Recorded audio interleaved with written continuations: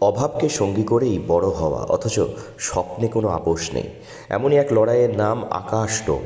বাঁকুড়ার ইন্দাস ব্লকের করিসুন্ডা গ্রাম পঞ্চায়েতের অন্তর্গত ফতেপুর গ্রামের বাসিন্দা আকাশ আন্তঃরাজ্য স্কুল ক্রীড়া প্রতিযোগিতায় অনূর্ধ্ব-19 খো-খো বিভাগে বাংলা দলের হয়ে খেলার সুযোগ পেয়ে গর্বিত করেছে গোটা এলাকাকে।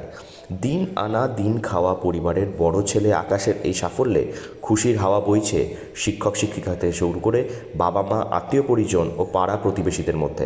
তবে এই সাফল্যের মাঝেও বড় চিন্তা হয়ে দাঁড়ায় মধ্যপ্রদেশের জব্বলপুরে অনুষ্ঠিত জাতীয় স্তরের প্রতিযোগিতায় অংশগ্রহণের খরচ। শুধুমাত্র অর্থনৈতিক অনিশ্চয়তার কারণেই যখন যাত্রা নিয়ে সংশয় তৈরি হয়, ঠিক সেই সময় পাশে দাঁড়ান ইন্দাস ব্লকের তৃণমূল কংগ্রেস নেতৃত্ব।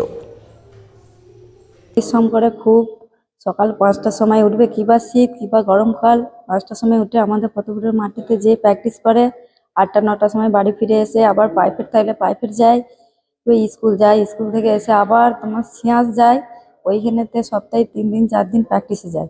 আমরা যেটা মনে করি যে আমার ছেলে এইটা দিলে ভালো হবে, সেটা আমার ঘরে জিনিস বিক্রি করি হোক যাই করি হোক আমি এনে দিই।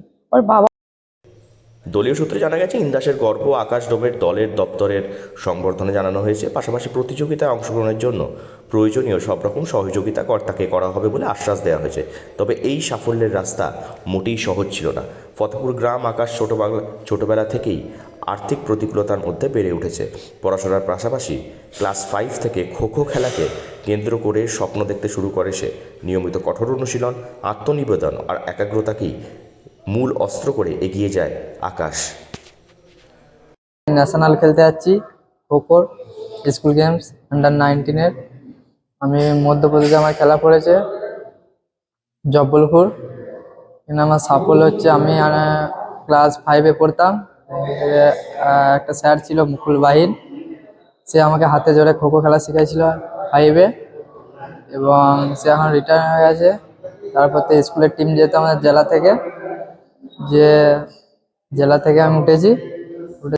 ছেলের এই সাফল্যে আবেগাপ্লুত আকাশের মা জ্যোৎস্না ডোম। তিনি জানান, ভ্যান চালিয়ে কোনো রকমের সংসার চালান আকাশের বাবা।